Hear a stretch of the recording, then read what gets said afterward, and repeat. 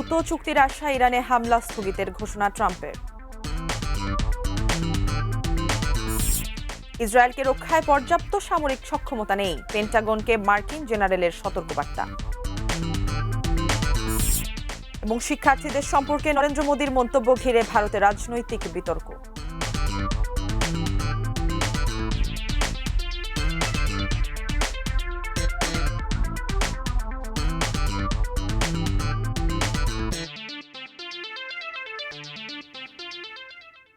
এটি নিউজ দেখছেন। দেশের বাইরের খবরাখবর নিয়ে আমাদের নিয়মিত আয়োজন অ্যারাউন্ড দ্য ওয়ার্ল্ডে আমন্ত্রণ জানাচ্ছি। সাথে আছে আমি মারিয়া শিমু। শুনছিলেন প্রধান শিরোনামগুলো, জানাবো বিস্তারিত। ইরানের উপর পরিকল্পিত সামরিক হামলা আবারও স্থগিত করলেন মার্কিন প্রেসিডেন্ট ডোনাল্ড ট্রাম্প। সম্ভাব্য সমঝোতার সুযোগ তৈরি হওয়ায় এ সিদ্ধান্ত নেওয়া হয়েছে বলে দাবি করেছেন তিনি। তবে আলোচনায় সাফল্য না এলে আবারও সামরিক পদক্ষেপের হুঁশিয়ারি দিয়েছেন তিনি। বিস্তারিত জানাচ্ছেন রনি হোসেন। নিজের সামাজিক যোগাযোগের মাধ্যম ট্রুথ সোশ্যালে ট্রাম্প জানান, যুক্তরাষ্ট্র ইরানের বিরুদ্ধে নজিরবিহীন সামরিক হামলার প্রস্তুতি সম্পন্ন করেছিল। তবে ইরান ও মধ্যপ্রাচ্যের কয়েকটি দেশের অনুরোধে সম্ভাব্য চুক্তির রূপরেখা তৈরি হওয়ায় হামলা আপাতত বাতিল করা হয়েছে। তিনি বলেন, চুক্তির অংশ হিসেবে হরমুজ প্রণালী পুরোপুরি উন্মুক্ত রাখা এবং ইরানের পারমাণবিক হুমকির অবসান নিশ্চিত করতে হবে। দ্রুত সমঝোতা হলে হামলা হবে না বলেও জানান তিনি। ট্রাম্পের দাবি, এই সিদ্ধান্তে ইসরায়েলও সম্মত। মার্কিন পররাষ্ট্রমন্ত্রী মার্কো রুবিও বলেছেন, যুক্তরাষ্ট্রের সামরিক হামলায় ইরানের প্রতিরক্ষা সক্ষমতা দুর্বল হওয়ায় এখন তেহরান আলোচনায় আগ্রহী। তার দাবি, এ কারণেই পারমাণবিক কর্মসূচি ও হরমুজ প্রণালী নিয়ে সমঝোতার পথ তৈরি হয়েছে। তবে যুক্তরাষ্ট্রের এই দাবি প্রত্যাখ্যান করেছে ইরান। দেশটির পার্লামেন্টের জাতীয় নিরাপত্তা কমিশনের মুখপাত্র হাসান ঘাসগাবি বলেছেন, প্রকাশ্যে হামলার হুমকি দিলেও পর্দার আড়ালে আলোচনার চেষ্টা করছে ওয়াশিংটন। একই সঙ্গে হরমুজ প্রণালীতে জাহাজ চলাচলের বিষয়ে ইরানের অবস্থান অপরিবর্তিত থাকবে বলেও জানান তিনি। এদিকে উত্তেজনার মধ্যেই কূটনৈতিক তৎপরতা বাড়িয়েছে তেহরান।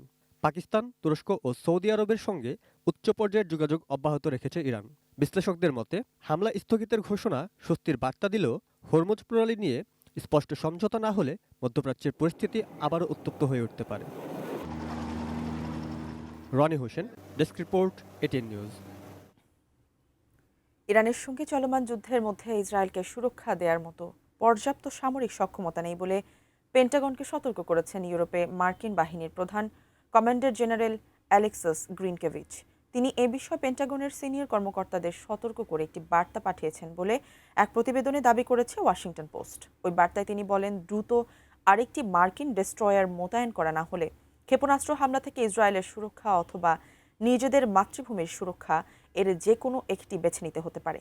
ওই প্রতিবেদনে আরও বলা হয়, বর্তমানে স্পেনে অবস্থানরত 5টি মার্কিন ডেস্ট্রয়ার পূর্ব ভূমধ্যসাগর থেকে ইসরায়েলের আকাশ প্রতিরক্ষায় সহায়তা করছে।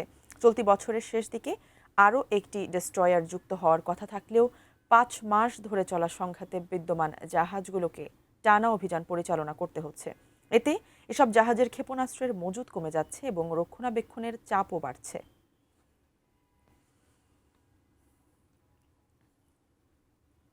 যুক্তরাষ্ট্রের আইডাহোর টুইন ফল শহরে বন্দুকধারীর হামলায় 3 জন নিহত হয়েছেন বলে জানা গেছে। হামলায় 7 জন আহত হয়েছেন বলেও জানিয়েছে পুলিশ ডিপার্টমেন্ট।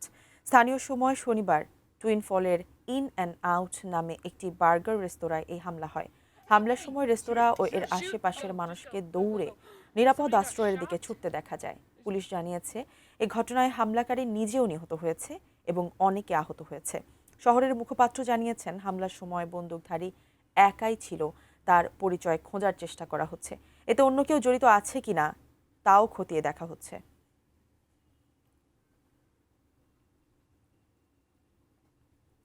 রাশিয়ার রাজধানী মস্কোর একটি ইতালীয় রেস্তোরাঁর বাইরে বিস্ফোরণে অন্তত 3 জন নিহত এবং 21 জন আহত হয়েছেন। স্থানীয় সময় শনিবার রাত 8টার দিকে শহরের কেন্দ্রস্থল কুদ্রিনস্কায়া স্কোয়ারে এই ঘটনা ঘটে। রুশ জাতীয় সন্ত্রাস বিরোধী কমিটির দাবি, এক নারী হাতে তৈরি বিস্ফোরক নিয়ে রেস্তোরাঁয় প্রবেশের চেষ্টা করলে নিরাপত্তারক্ষী তাকে বাধা দেন। এরপরই বিস্ফোরণ ঘটে। ওতে ওই নারী, নিরাপত্তারক্ষী এবং রেস্তোরাঁর এক অতিথি নিহত হন। ঘটনার সময় রেস্তোরাঁটিতে একটি ব্যক্তিগত অনুষ্ঠান চলছিল। তবে সেখানে কারা উপস্থিত ছিলেন বা হামলার লক্ষ্য কে ছিলেন সে বিষয়ে এখনও কোনো তথ্য প্রকাশ করেনি কর্তৃপক্ষ। প্রত্যক্ষদর্শীরা জানান, বিস্ফোরণের পর রক্তাক্ত অবস্থায় বহু মানুষকে ঘটনাস্থল থেকে বের করে আনা হয়। বিস্ফোরণের পর আশেপাশের সড়ক সাময়িকভাবে বন্ধ করে দেয় পুলিশ এবং এলাকা জুড়ে ভারী অস্ত্রধারী আইনশৃঙ্খলা বাহিনী মোতায়েন করা হয়।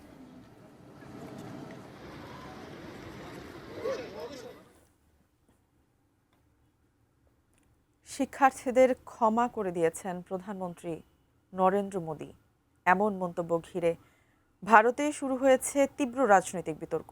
তার এই মন্তব্যের পর শিক্ষার্থীদের ক্ষমা করার কথা বলার পরিবর্তে তাদের কাছেই প্রধানমন্ত্রীর ক্ষমা চাওয়া উচিত বলে মোদির বক্তব্যের তীব্র সমালোচনা করে কংগ্রেস, সমাজবাদী পার্টি সহ একাধিক বিরোধী দল।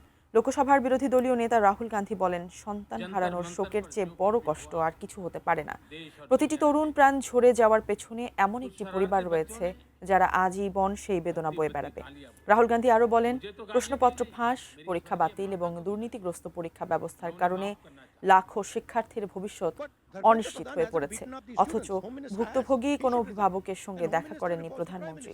এমনকি প্রশ্নপত্র ফাঁসের শিকার কোনো শিক্ষার্থীর পাশেও দাঁড়াননি তিনি। তাই শিক্ষার্থীদের তার ক্ষমার প্রয়োজন নেই, বরং তাদের কাছেই প্রধানমন্ত্রীর ক্ষমা চাওয়া উচিত।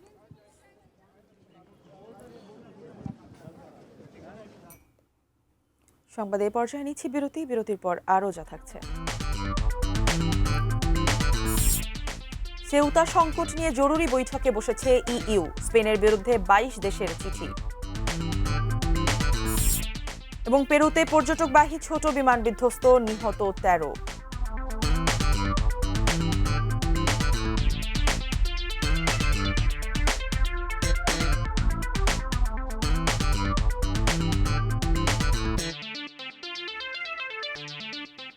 বিরতির পর আবারও আমন্ত্রণ অ্যারাউন্ড দ্য ওয়ার্ল্ডে। মরক্কো থেকে স্পেনের উত্তর আফ্রিকান ছিটমহল সেউতায় প্রায় 60,000 অভিবাসীর প্রবেশের ঘটনায় মঙ্গলবার জরুরি বৈঠকে বসবে ইউরোপীয় ইউনিয়ন। ইইউর 22টি সদস্য রাষ্ট্র যৌথ চিঠিতে সীমান্ত সুরক্ষা জোরদার এবং সমন্বিত পদক্ষেপের আহ্বান জানিয়েছে। চলমান অভিবাসন সংকটের মধ্যে স্পেনের সঙ্গে 1 মাসের জন্য সেনজেন সুবিধা স্থগিত করেছে ইতালি। এতে সমর্থন জানিয়েছে ইউরোপের 2 দেশ ফিনল্যান্ড ও ডেনমার্ক। তবে এই পদক্ষেপকে স্বার্থপর আইন বহির্ভূত বলে সমালোচনা করেছে স্পেন। দেশটি জানিয়েছে 48 ঘন্টার মধ্যে সীমান্ত পরিস্থিতি নিয়ন্ত্রণে আনা হয়েছে এবং সেউতায় প্রবেশকারীদের প্রায় সবাই ফিরে গেছে। ইউরোপীয় কমিশনের president Ursula von der Leyen বলেছেন, ইউরোপীয় ইউনিয়নের নিয়ম না মেনে কাউকে প্রবেশ করতে দেয়া হবে না। সম্প্রতি মরক্কো থেকে স্পেনের উত্তর আফ্রিকান ছিটমহল সেউতায় প্রবেশের সময় এখন পর্যন্ত অন্তত 67 জনের মৃত্যু হয়েছে। সেউতা ও মেলিয়া আফ্রিকায় ইউরোপীয় ইউনিয়নের একমাত্র স্থল সীমান্ত। দীর্ঘদিন ধরে ইউরোপমুখী অভিবাসীদের অন্যতম প্রধান প্রবেশপথ এই অঞ্চলটি।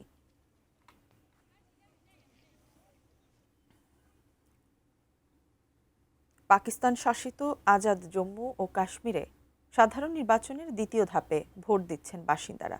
রোববার সকাল 8টা থেকে মুজাফফরবাদ বিভাগে শুরু হওয়া এই ভোট গ্রহণ চলবে বিকেল 5টা পর্যন্ত। দ্বিতীয় ধাপে মোট 21টি আসনে ভোট গ্রহণ অনুষ্ঠিত হচ্ছে। এর মধ্যে মুজাফফরাবাদ বিভাগের 9টি সাধারণ আসন এবং পাকিস্তানে বসবাসরত কাশ্মীরি শরণার্থীদের জন্য নির্ধারিত 12টি শরণার্থী আসন রয়েছে। এর আগে গত 27শে জুলাই প্রথম ধাপের ভোট গ্রহণ অনুষ্ঠিত হয়। আগামী 10 আগস্ট তৃতীয় ও শেষ ধাপের ভোটের মধ্য দিয়ে শেষ হবে আজাদ জম্মু ও কাশ্মীরের সাধারণ নির্বাচন। 25 सियासी जमातों के मजमूई तौर पर जो है वो 331 से ज्यादा उम्मीदवार जो है वो इस সংবাদে আবারও সময় হলো একটি বিরতির, সঙ্গেই থাকুন।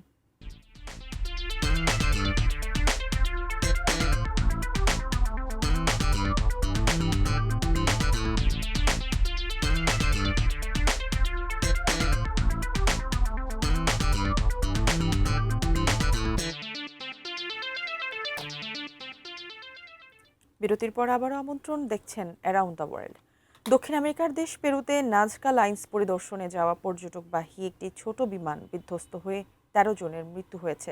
স্থানীয় সময় শনিবার দুপুর 1টার দিকে রাজধানী লিমা থেকে প্রায় 240 কিলোমিটার দক্ষিণে অবস্থিত পিসকো বিমানবন্দর থেকে উড্ডয়নের পরপরই বিমানটি বিধ্বস্ত হয়। স্থানীয় কর্তৃপক্ষ জানিয়েছে, সেসনা ক্যারাভান C-208 মডেলের বিমানটি উড্ডয়নের পর ইউনেস্কো ঘোষিত বিশ্ব ঐতিহ্যবাহী নাজকা লাইন্সের ওপর দিয়ে উঠছিল। পরে পুয়েবলো ভিয়েহো এলাকায় হঠাৎ এটি বিধ্বস্ত হয়। এ সময় বিমানটির সব আরোহীর মৃত্যু হয়। নিহতদের মধ্যে 2 জন জার্মান, 2 জন স্প্যানিশ এবং 7 জন ইতালীয় পর্যটক ছিলেন। দুর্ঘটনার কারণ এখনও নিশ্চিত করা যায়নি। এখন পর্যন্ত 4 জনের মরদেহ উদ্ধার করা হয়েছে বলে জানিয়েছে পুলিশ। এ ঘটনায় গভীর শোক প্রকাশ করে নিহতদের পরিবারের প্রতি সমবেদনা জানিয়েছে নাসকা প্রাদেশিক কর্তৃপক্ষ।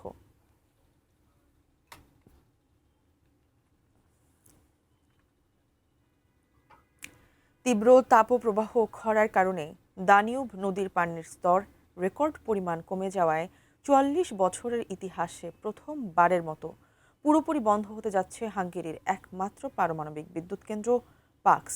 এ তথ্য নিশ্চিত করেছেন দেশটির প্রধানমন্ত্রী পিটার মাগিয়ার। সামাজিক যোগাযোগ মাধ্যমে তিনি জানান, দানিউব নদীর পানির স্তর ক্রমাগত কমে যাওয়ায় রোববার রাত ১:৩০টায় পাক্স পারমাণবিক বিদ্যুৎ কেন্দ্রের শেষ 2টি সচল ইউনিটে একটি বন্ধ করে দেওয়া হবে। এর ফলে কেন্দ্রটির বিদ্যুৎ উৎপাদন ক্ষমতা নেমে আসবে মাত্র 240 মেগাওয়াটে। 4টি রিঅ্যাক্টর নিয়ে গঠিত এই বিদ্যুৎ কেন্দ্রটি স্বাভাবিক সময়ে প্রায় 2000 মেগাওয়াট বিদ্যুৎ উৎপাদন করে, যা হাঙ্গেরির মোট বিদ্যুৎ চাহিদার প্রায় অর্ধেক পূরণ করে। তবে নদীর পানির স্তর রেকর্ড পরিমাণ কমে যাওয়ায় চুল্লিগুলোর শীতলীকরণ ব্যবস্থা ব্যাহত হচ্ছে। এ কারণে সোমবার থেকে কেন্দ্রটির সব ইউনিট সম্পূর্ণভাবে বন্ধ করে দেওয়া হবে। 44 বছরের ইতিহাসেই প্রথমবার পুরোপুরি বন্ধ হচ্ছে হাঙ্গেরির একমাত্র পারমাণবিক বিদ্যুৎ কেন্দ্র।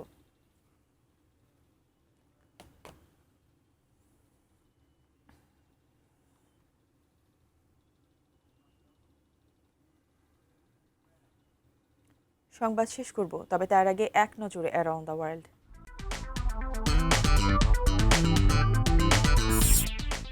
দ্রুত চুক্তির আশা, ইরানে হামলা স্থগিতের ঘোষণা ট্রাম্পের। ইসরায়েলকে রক্ষায় পর্যাপ্ত সামরিক সক্ষমতা নেই, পেন্টাগনকে মার্কিন জেনারেলের সতর্কবার্তা। শিক্ষার্থীদের সম্পর্কে নরেন্দ্র মোদীর মন্তব্য ঘিরে ভারতের রাজনৈতিক বিতর্ক। সেউতা সংকট নিয়ে জরুরি বৈঠকে বসছে ইইউ, স্পেনের বিরুদ্ধে 22 দেশের চিঠি। এবং পেরুতে পর্যটকবাহী ছোট বিমান বিধ্বস্ত, নিহত 13।